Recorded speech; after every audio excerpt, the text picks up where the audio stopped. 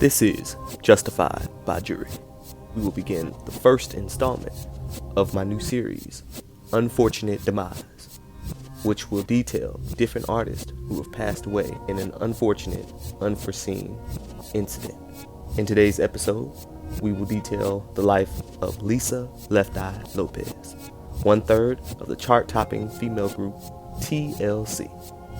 TLC will go on to become the biggest selling female group in the nation, a record they still hold to this day. We will be diving deep into the many conspiracies surrounding her death, and they are plentiful, and some of the premonitions that she had about passing away at a very young age. If there are any artists who you would like to see covered in my Unfortunate Demise series, let me know in the comment section below. Let's get into today's story. Lisa Nicole Lopes was born on May 27, 1971, in Philadelphia. She had a strict upbringing, as her father was extremely abusive to her mother and her sister and brother. In high school, she would live with several different relatives before dropping out, getting her GED, and moving down south to Atlanta, Georgia, where things were booming and the scene was popping. It was there that she would meet Tion T-Boz Watkins and Razonda Chili Thomas, and they would form the female group TLC, who would go on to sell 65 million records worldwide. But in the height of their success, drama ensued. And for Lisa, drama would also include the deaths of many people close to her, physical violence, alcoholism, and 1994 torching of her boyfriend's mansion. Despite it all, the group still continued to thrive high on success. Even after going bankrupt at one point, the girls would turn around and come out on top, like they always did. Frustrated with the ebb and flow of the ever-changing industry, Lisa decided it was a time for a change itself within her. She sought spiritual refuge in the Central American country of Honduras, where she sought out herbal cleansing, healing, and inner peace, which was, for her, the most important thing, as she stated in her song Let Me Live, in which she raps, #1 hits consistently for 10 long years, put my soul in every project, my blood, sweat, and my tears. It don't mean nothing if I can't find peace of mind. Packing all distractions away, leave them behind, say goodbye, part-time, small crimes and felonies. A new beginning, I'm winning, envisioning the breeze. I'm dressed in all white linen and falling to my knees. Thankful for all that's been given, I'm living with ease. The most important thing to her became her spiritual healing and peace of mind from within. And she tried to take many others along with her.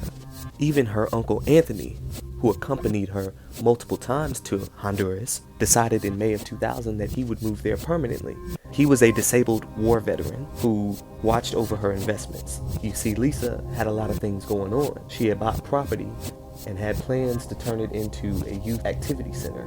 She bought 50 acres worth of land. The people of Honduras, and in that area that she was in, the Usha village, they didn't know her as Left Eye, the superstar.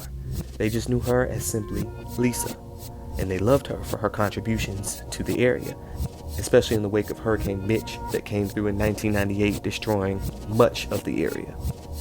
In December of 2001, Lisa would join Death Row Records and assume a new identity separate from TLC, called Nina, which stood for New Identity Non-Applicable. Though her time at Death Row was very brief, she felt that this new energy was demonic. Suge Knight, the CEO of Death Row Records, at one point became physically abusive with Lisa when she asked for a cash advance for her upcoming project, which caused her to abruptly end her contract with Death Row Records and walk out. She figured now was the time for a deep 30-day spiritual cleanse. She was going to eradicate all negative energies and focus on spiritual healing, manifesting her dreams, putting positive affirmations into the universe, and doing things her way. So on March 30th, 2002, she would set off to Honduras, taking her brother, her sister, several family members, the new girl group Egypt, who she was trying to sign to a label, and take them kind of through an artist development. But spiritual healing was a very integral part of this artist development, according to Lisa, because it's one thing to have the fortune and fame, but if you don't have the peace of mind and the spiritual aspect of it, what's it worth? Lisa, being in this industry for 10 years at this point, understood the importance of spiritual integrity, as well as the fortune and the fame. They were supposed to spend 30 days in the bush. She wanted the girls to be physically, mentally, and spiritually ready for the music industry. She wanted them to perform for the Honduran inmates, join her yoga, meditation, cleaning treatments, hiking. While there, they would film the entire experience. This was supposed to be a part of the movie that Left Eye was putting together to basically showcase her time in Honduras and inspire others to seek out the same spiritual healing and just basically see the importance of it all. However, in the midst of the physical cleansing and the spiritual high that the group would be on, there were still bouts and eerie feelings. The group at times felt haunted by spirits of people who passed long before. In the huts that they happened to be staying in, people who were sick went to these same huts, and they would go there to get well. They would take herbs to get better, but if they didn't get better, they would die in those huts.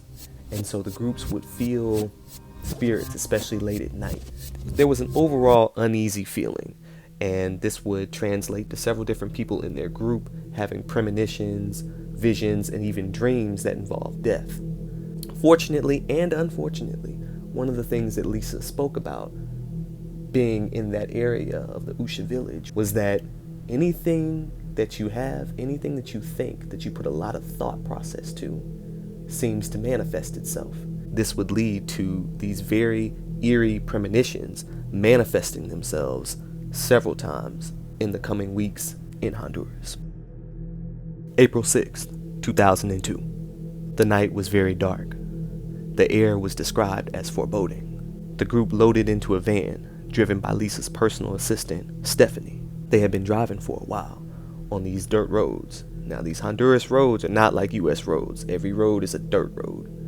And often, people would walk alongside the roads. Locals, they would cross the road at a moment's notice without letting anyone know. And so you have to really be on the lookout for people. It's really easy to not see somebody.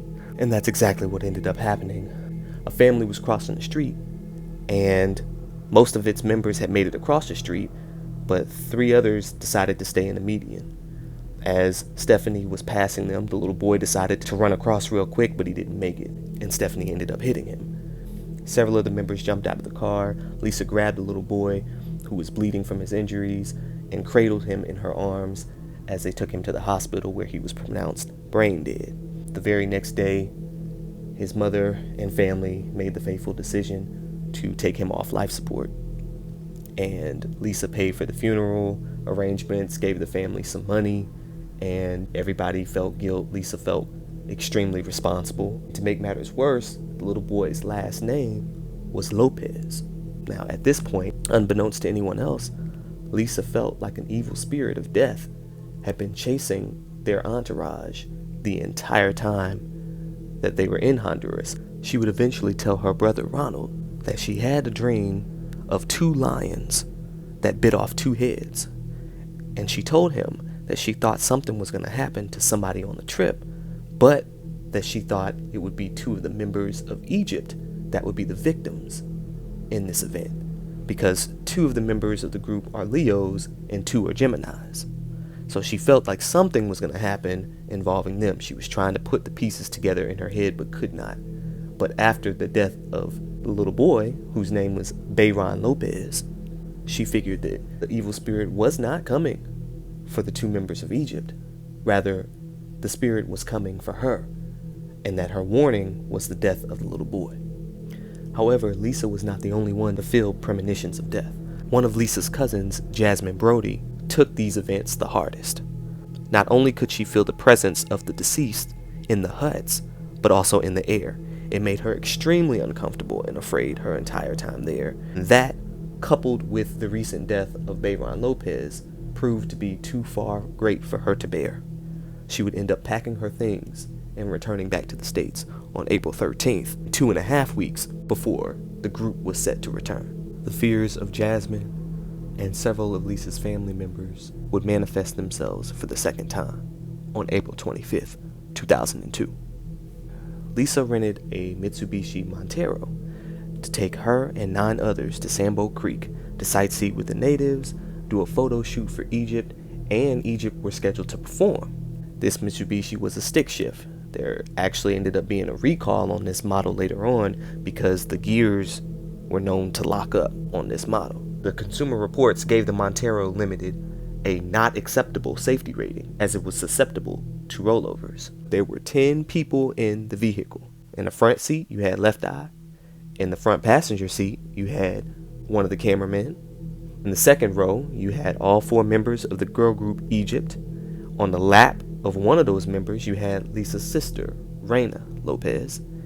And there is clearly a third row, as you can see from this image still. There were 3 people in the back. You had 2 cameramen and also Alicia, who went by the name Phobia. All 10 of these people were in the vehicle. Now, if you've ever driven a passenger van or a vehicle with 10 people or more, you would know that the way the car reacts to your movements is much different than if it was just you and maybe 2 or 3 other people in the vehicle. It is harder to navigate turns with a host of people in the vehicle with you, especially on these dirt roads in the country of Honduras. What ended up happening was Lisa and the cameraman in the front seat was recording her holding these Coca-Cola cards. As they were fiddling around, Lisa would say what would be her last words. Coca-Cola cards and a smile. As the cameraman stayed fixated on these cards, her sister, Reina, decided, hey, these cards ain't that important. Let me go ahead and grab them. When Lisa's sister, Reina, asked her for the cards, Lisa handed her the cards. At this point, there was a gigantic fruit truck, which were very common in Honduras. The fruit truck, for whatever reason, came to a stop, and Lisa was following too closely behind the fruit truck. So at the last minute, she decided to go around the fruit truck, and at that point, she saw another vehicle coming in the opposite direction. With very little time to get back over into the lane, she decided to go to the left, swerved, and the gears locked up on her, and with all the weight of the passengers, the car ended up going into the ditch, rolling over, and hitting 2 trees. Now, with all these people in the vehicle, it was very unsafe. It was also apparent that just about nobody in this vehicle was wearing seatbelts. Lisa and 3 other people had been thrown from the vehicle. Ironically, out of all the 10 people, Lisa would be the only fatality. All 4 members of the group Egypt had cuts and bruises. 2 of the members of Egypt were wheelchair bound for many weeks following the incident. Phobia had to be on crutches, and then Tamel suffered the most injuries, apart from Left Eye herself. Lisa's body was found about 3 to 5 yards from the vehicle. Everybody else was up and around and moving, except Lisa, and at that point, they realized that she was gone. Like we said earlier, several of the natives would walk the streets of Honduras, so immediately following the crash, several of the natives gathered around and were helping some of the victims render some kind of aid, but the local hospital would not take them in. Lisa was responsible for all monetary transactions, and because they didn't have a whole lot of money, the hospitals were not eager to take any of the victims of the crash in. According to Reina, Lisa's sister, they wouldn't give them as much as an aspirin. In the end, Suge Knight would end up paying to fly everybody back home, with the exception of Tamel. Her injuries were far too great that she could not leave the country. She had a dislocated hip and was told that it was highly unlikely that she would ever walk again. Thankfully, she was able to make a recovery, but still to this day suffers with the limp and frequent hip pain. Lisa's body would be flown back to the States, and an autopsy would be performed that showed that she died from a massive blow to the head and a fracture at the base of her cranium. Now, they say that death comes in 3s. First, you had 10-year-old Bayron Lopes, then you had Lisa Lopes, and then just shortly after Lisa's death, her uncle, Anthony Lopes, who I had mentioned earlier, saw his own health deteriorating rapidly after Lisa's death, and on July 17th, 2002, he himself would pass away from congestive heart failure, thus completing the prophecy of death coming in 3s for the Lopeses. Conspiracies. Now we are at the part of the video where we will be diving deep into the conspiracies surrounding her death and the premonitions that she may have had. Also, the allegations raised by people on the internet, and a lot of folks with different questions, different theories, and different perspectives. If you're somebody who is easily offended by that, I suggest you turn off the video now, because we're going to be diving deep. Some of these theories are downright asinine, others might seem incredulous, but I will be addressing all of them, no matter how crazy they may seem. If you want to stick around, hey, by all means. It is no stranger to the public, the idea of a secret society, or the Illuminati, or the occult, basically ruling the industry.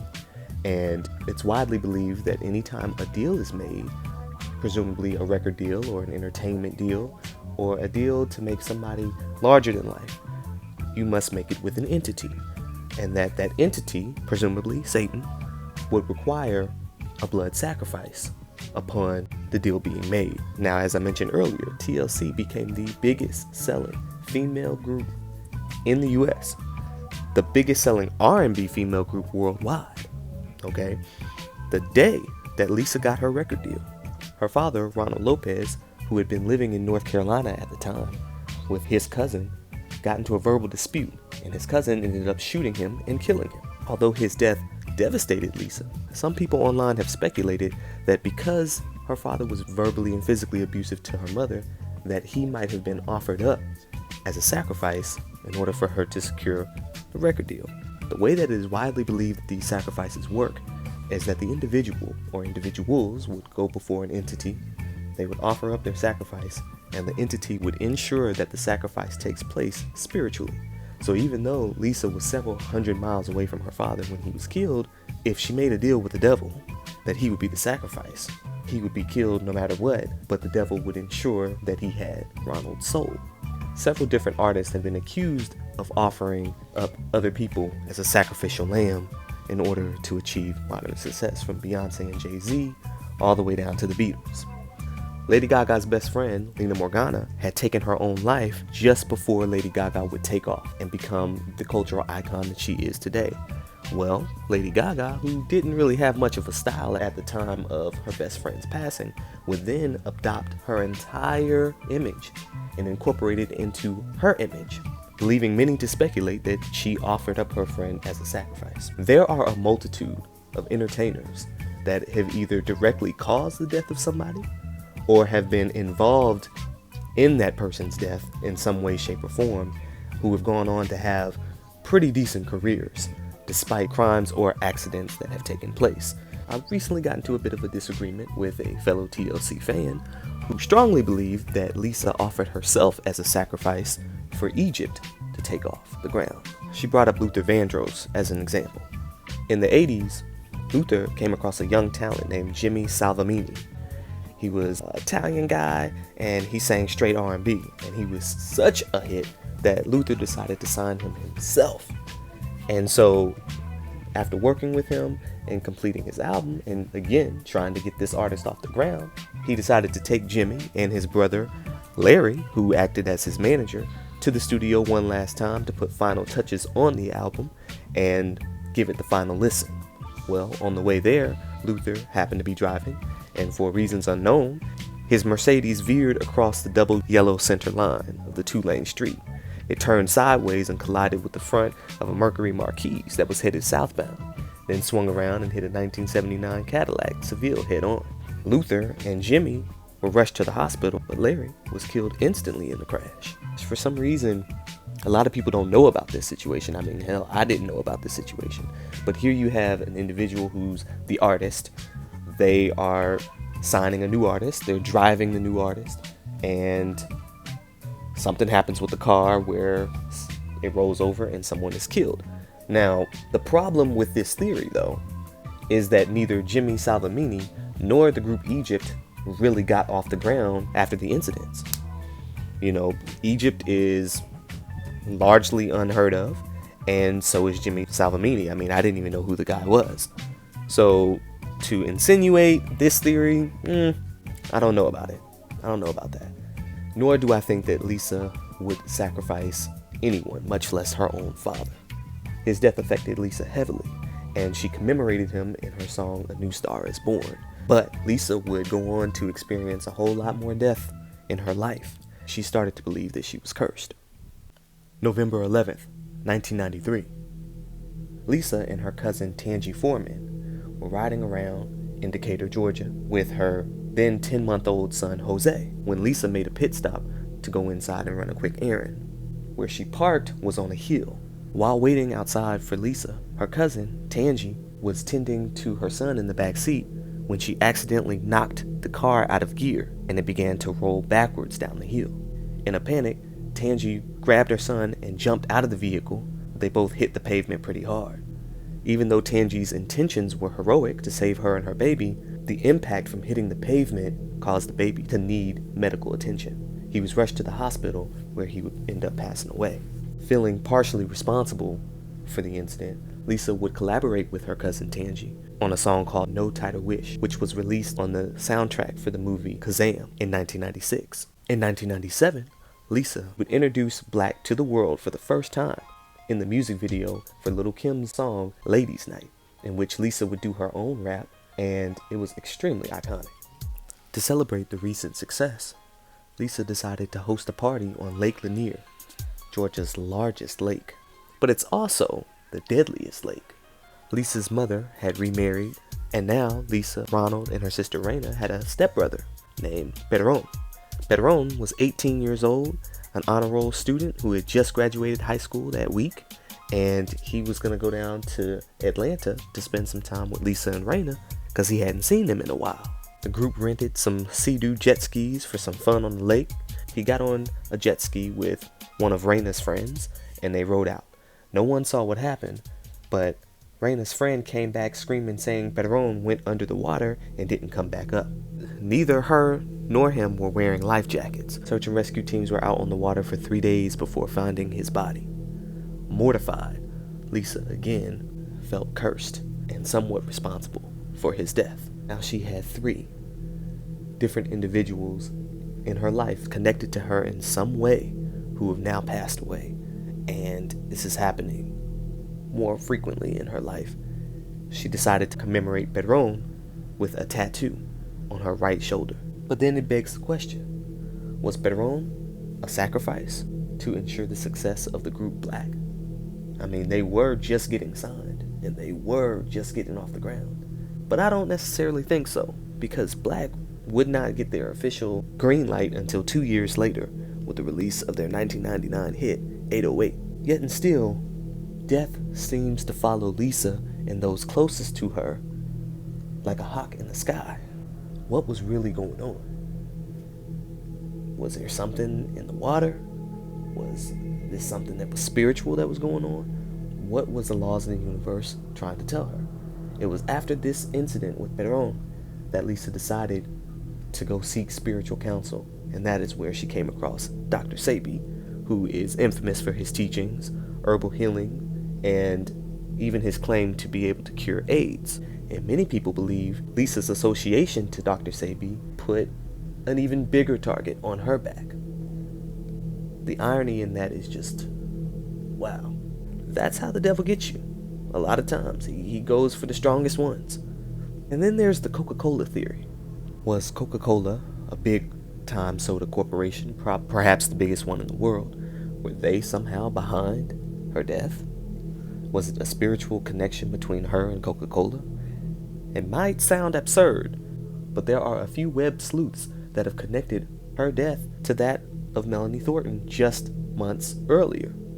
On November 24th, 2001, R&B pop singer Melanie Thornton was in Germany doing promotions for her Coca-Cola tour. She was asked what she thought about the recent 9/11 attacks, and this is what she had to say. We all know that tomorrow is not promised, we have to give the most that we possibly can from all of our gifts and talents from God. And, whenever, wherever, enjoy as much as we possibly can, and I don't know, just try to fill everyone with positive energy and joy and the spirit. Tomorrow is not promised proved to be very prophetic for Melanie Thornton, as just hours after this interview, she would board Crossair Flight 3597, headed from Germany to Switzerland, Just minutes before the plane was scheduled to land, the pilots descended far too early and the plane ended up hitting a mountain instead, killing 24 out of the 33 people on board. Melanie Thornton was one of those casualties. Coca-Cola now being associated with the death of two black R&B singers just months apart from one another, it didn't sit right. My personal beliefs is that Coca-Cola is a huge company. I mean, hey, it is likely that some of y'all will be drinking Coke as your last drink. If you look at my picture to my channel, I'm rocking a Coke shirt and a smile. So, I mean, knock on wood, hopefully ain't nothing happen to me, but the odds of you doing something involving Coke or Sprite or anything like that, I mean, the odds are pretty high. And the question still remains, though. What was the importance of the Coke cards? It just seemed so abstract, so random, and it seemed to not have anything to do with the filming or what was going on at the time. Moreover, what kind of cards was in there? Were they Uno cards? Were they spades? Were they tarot cards? A fan pointed out the fact that when Lisa handed the cards to her sister Raina, the car was still in motion, things were going all right. It wasn't until Raina opened the case of cards that Lisa appeared to lose control of the vehicle, that the gears appeared to lock up in that moment. Some people have even blamed Raina for distracting Lisa in that moment. For many years, Raina even blamed herself. She wrote the following. As you may have heard, a lot of Lisa's fans kept saying if the girl in the car hadn't asked to see the cards, then Lisa wouldn't have crashed. The girl who had asked to see the cards was me. I guess I figured that if I hadn't asked to see them, then Lisa would still be here. I went through a lot of guilt, but then God reassured me that it wasn't my fault. Even after her death, I would have dreams taunting me, and I too even began to ask the question, what if a spirit was really after me? It took a lot of prayer and the dreams went away. I realized that no spirit was after me, and that I wasn't responsible. It was a very difficult time. So as you could see, Raina went through a lot of survivor's guilt, and I can only imagine the pain that she went through. Being in the car, being the last person to speak to Lisa, and then her sister being the only person to pass away. Going from 1999 upwards of 2000, 2001, and 2002, there was a huge influx of deaths with musicians, most notably females. Just months before Melanie Thornton's passing in 2001 was the passing of R&B singer Aaliyah. She passed the same year as Melanie and in the same manner as Melanie via plane crash. Her death affected the entire R&B community, to include Lisa, who spoke about Aaliyah on two separate occasions. I do believe that there's an afterlife, and I do believe that your life is defined by what you believe in. And I don't know what Aaliyah's beliefs were, but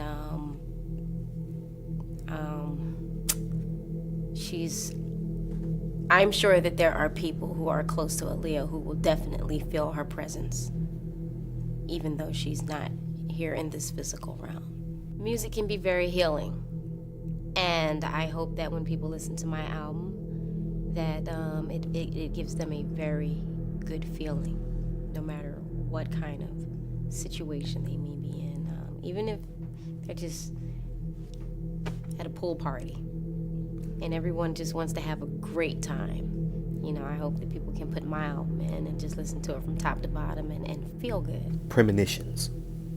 Lisa's mom, Wanda, said that 2 years before Lisa's passing, she had a vision of her eldest daughter in a casket. Wanda herself came to believe that Lisa would die young. She didn't know when and didn't know where, but Lisa, who had experienced visions of her own death, believed she knew the exact date. This has led many people to speculate whether or not Lisa did this intentionally, and that is due to premonitions that she had.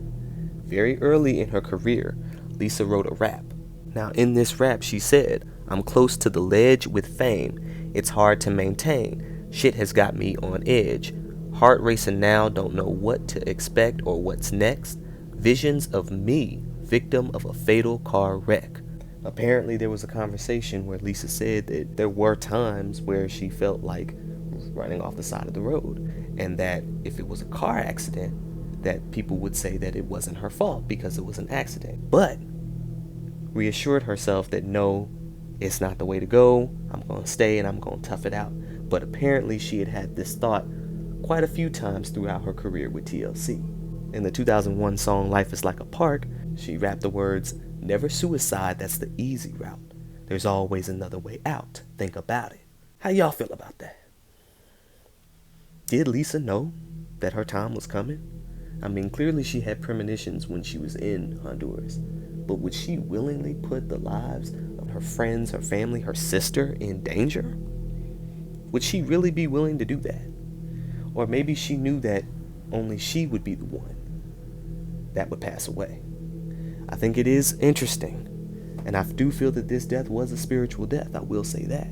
Because for 10 people to be in a car like that, a car susceptible to rollovers, hardly anybody to be wearing seatbelts, and only Lisa to be the one that passes away, I do believe that she knew her time was coming. I just don't know if she knew it was coming right then and there. But even Ronald, her brother, questioned her actions that day, that fateful day. Refreshed, vibrant, full of energy, she had worn white in the morning and then changed to all black in the evening, pacing before she had gotten into the SUV. This is where things get really interesting. In the occult, symbolism is widely practiced. White symbolizes purity and innocence, whereas black symbolizes death and the unknown or unforeseen. Red symbolizes blood, sacrifice, transformation. The fact that she started off the morning wearing white, ended the evening wearing black, and that it was a red vehicle to transform her from one physical realm to the next. Was this intentional?